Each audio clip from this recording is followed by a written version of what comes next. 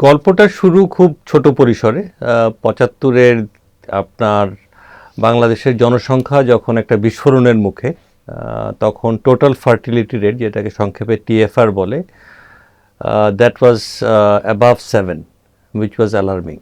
So এটাকে to bring it under control, USAID funded একটা ছোট project, FPSMP, family planning social marketing project, এই নামেই আসলে কার্যক্রমটা শুরু হয় এবং প্রাইমারিলি কন্ট্রাসেপটিভ ডিস্ট্রিবিউশন এবং অ্যাডাপশন।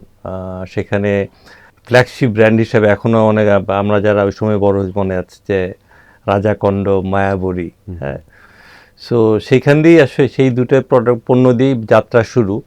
তবে আসলে যেটা অন্তর্নিহিত বা কি বলবো, যে ইন্ট্রিনজিক যে গোলটা ছিল, সেটা হচ্ছে যে জনমানুষের জীবনের মানের সার্বিক উন্নয়ন। So from that perspective the whole initiative started. এবং সোশ্যাল মার্কেটিংয়ের যেটা মূল মন্ত্র, যে বিহেভিয়ার চেঞ্জ, মানুষের এই পরিবর্তন আনার জন্য যে কমিউনিকেশন প্রয়োজন, বিসিসি যেটাকে সংক্ষেপে বলা হয়, বিহেভিয়ার চেঞ্জ কমিউনিকেশন, সেটার উপরে ভর করেই কিন্তু এসএমসির সমস্ত কার্যক্রম ওখান থেকে শুরু। এবং আজ ধরেন 50 বছর পরে আজকেও কিন্তু আমরা সেই জিনিসটাই কন্টিনিউ করে যাচ্ছি।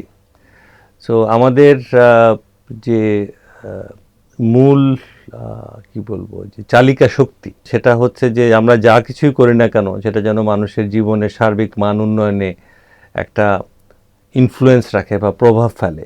সেটাই আসলে এসএমসির যে 50 বছর আগে যেভাবে শুরু করেছিল, আজও তার ধারাবাহিকতা বজায় আছে।